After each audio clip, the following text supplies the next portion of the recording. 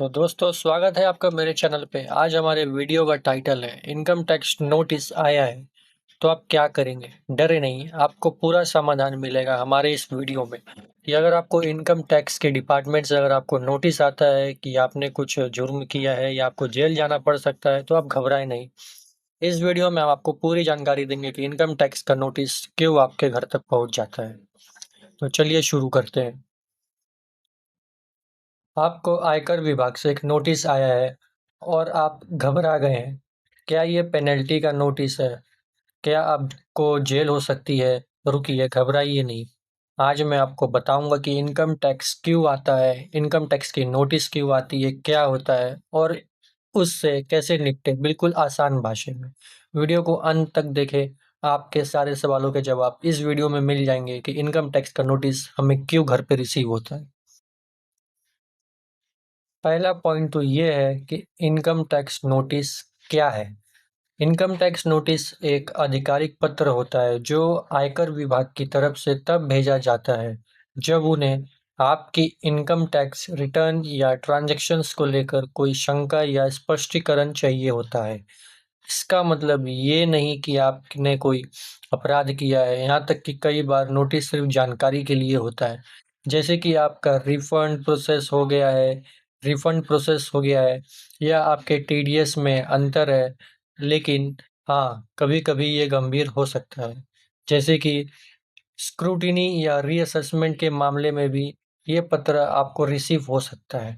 तो जैसे कि इनकम टैक्स के नोटिस में आपको बहुत सारे उसमें डिस्क्लेमर्स और उसमें वैराइटीज और कैटेगरीज आते हैं कि आपका जो अपराध हुआ है, कि आपको इनकम टैक्स नोटिस किसके अंतर्गत रिसीव हुआ है, उसमें पूरी डिटेल्स दी गई होती है। पहली दूसरी पॉइंट तो ये है कि इनकम टैक्स नोटिस के प्रकार पहले कितने होते हैं। इनकम टैक्स नोटिस के कुछ प्रमुख प्रकार होते हैं। उसमें टोटल 5 सेक्शंस होते हैं इनकम टैक्स नोटिस के। पहला सेक्शन ये है, सेक्शन 143। ये एक इंटीमेशन होता है, मतलब आयकर विभाग ने आपके रिटर्न प्रोसेस की और कुछ अंतर पाया। दूसरा सेक्शन हमारा होता है सेक्शन 139। इसका मतलब है कि आपके रिटर्न में कोई गड़बड़ी पाई है या कुछ डिफेक्टिव रिटर्न उनको ट्रांजैक्शंस के अंदर फाउंड हुआ है इनकम टैक्स डिपार्टमेंट वालों को। ठीक है दोस्तों, तो हमारा थर्ड सेक्शन ये है, सेक्शन 143। ये थोड़ा गंभीर होता है। इसका मतलब है कि आपकी रिटर्न को स्क्रूटनी में लिया गया है। और हमारा फोर्थ सेक्शन होता है सेक्शन 148। ये तब आता है जब विभाग को लगता है कि आपने कोई इनकम छुपाई है। और फिफ्थ सेक्शन हमारा सेक्शन 245, ये बताता है कि आपके टैक्स रिफंड को किसी पुरानी बकाया से एडजस्ट किया गया है या फिर एडजस्ट किया जा रहा है। इसका मतलब ये है कि आप अपने ट्रांजैक्शंस को छुपा रहे हैं। सेक्शन 245 का मतलब ये होता है। हर नोटिस में एक सेक्शन लिखा होता है, उससे ही पता चलता है कि क्या कारण से आपको इनकम टैक्स के डिपार्टमेंट से ये नोटिस रिसीव हुआ है।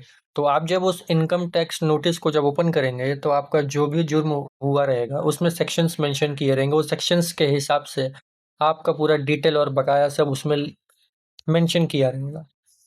ठीक है, तो आपको ये सारी बातें अब तक तो हमारे वीडियो में समझ में आ रही होगी। तो हम अभी बढ़ते हैं अगले पॉइंट की तरफ कि नोटिस क्यों आता है, रीज़न क्या है नोटिस आने का। तो ठीक है, थर्ड पॉइंट तो ये हुआ, इनकम टैक्स नोटिस आने के मुख्य कारण हो सकता है आपने आईटीआर फाइल ही नहीं किया है, जबकि आपने करना चाहिए था। आपने आईटीआर तो फाइल किया लेकिन कुछ इनकम मिस कर दी।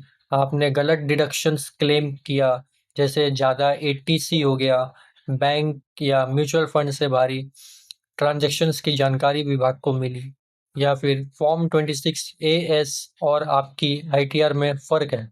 आपके पेन से किसी और ने गलत जानकारी डाली है, या फिर आपके पैन कार्ड का मिसयूज़ हुआ है।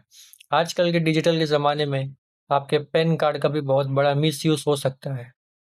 याद रखें, आजकल इनकम टैक्स डिपार्टमेंट के पास आपकी सारी जानकारी है। Bank, mutual fund, EPFO, credit card सब जुड़ा हुआ है आपके पैन कार्ड से। आप अगर बैंक अकाउंट भी ओपन करवाने के लिए जाते हो तो आपका पैन कार्ड लगेगा। आप mutual fund, stocks, market, shares, bonds वगैरह में इन्वेस्ट करते हैं तो उसके लिए भी आपको पैन कार्ड का ज़रूरत पड़ेगा। आप कहीं भी अगर पैसे का लेन-देन या ट्रांज़ैक्शंस करते हैं, तो आपको पैन कार्ड का डिटेल्स एंटर करना पड़ता है और पैन कार्ड के थ्रू ही इनकम टैक्स डिपार्टमेंट आपके सारे ट्रांज़ैक्शंस के डेटास को ट्रैक करती है कि आप कहाँ कितना इन्वेस्टमेंट कर रहे हैं, ठीक है? तो अभी हम बढ़ते हैं अगले पॉइंट की तरफ कि नोटिस का जवाब कैसे दें? अगर आपको नोटिस आया है तो डरे नहीं, ये करें, इनकम टैक्स पोर्टल पर जाएँ, अपना यूज़र आईडी, पैन और पासवर्ड से लॉगिन करें। डैशबोर्ड में जाएँ, डैशबोर्ड के अंदर ई प्रोसीडिंग्स सेक्शन मिलेगा आपको, उसको ओपन करें। नोटिस को अच्छे से पढ़ें, किस सेक्शंस के तहत क्या कारण है कि आपको नोटिस रिसीव हुआ। आप जैसे ही उस ई प्रोसीडिंग सेक्शंस को खोलेंगे, आपको अपना नोटिस मिल जाएगा। उस नोटिस को डाउनलोड करें और अच्छे से पढ़ें कि उस नोटिस में आपका क्या मेंशन किया है, पूरा डिटेल्स आपको उस नोटिस में मिल जाएगा। रिस्पॉन्स फाइल करें, अगर गलती है तो सुधार करें। सपोर्टिंग डॉक्यूमेंट डाउनलोड करें, जैसे बैंक स्टेटमेंट्स, फॉर्म 16 या रसीदें। उसमें बहुत सारे रिसिप्ट्स, आपके डॉक्यूमेंट्स, आपके पैन कार्ड के थ्रू जो भी लिंक अप रहेंगे, आपको उस वेबसाइट्स पे मिल जाएंगे। ओके, तो आप उसको पहले सब डाउनलोड करें, अच्छे से पढ़ लें कि किस कारण से नोटिस रिसीव हुआ है। रिस्पॉन्स को वेरीफाई करें और सबमिट कर दें। वापस से रीसबमिट का ऑप्शन आपको उसी वेबसाइट में मिल जाएगा।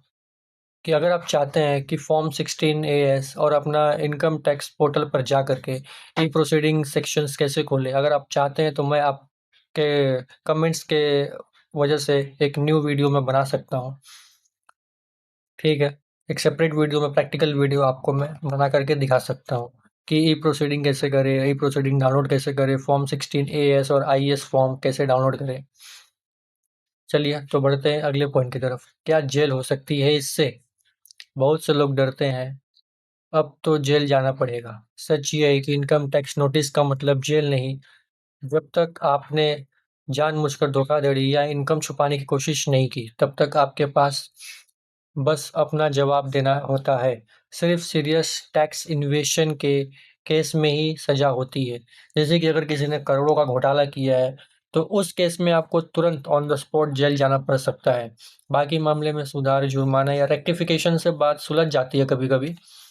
लेकिन अगर आपका टैक्सेशंस या इनकम टैक्स नोटिस या करोड़स के अंडर में है, तो ऐसा कुछ ज़रूरी नहीं होता है कि आपको पेनल्टी या तो फिर जेल या जाना पड़ सकता है। और मैं आपको कुछ टिप्स शेयर करूँगा इनकम टैक्स नोटिस से रिलेटेड, कुछ ज़रूरी टिप्स। हर साल आईटीआर समय पर और सही फाइल करें। फॉर्म 26 एएस, एआईएस और टीआईएस ज़रूर चेक करें। सारे डॉक्यूमेंट संभाल कर रखें। टीडीएस और बैंक स्टेटमेंट्स मिलाएं। फ्रीलांसर्स और बिजनेस वालों को बुक्स ठीक से रखनी चाहिए।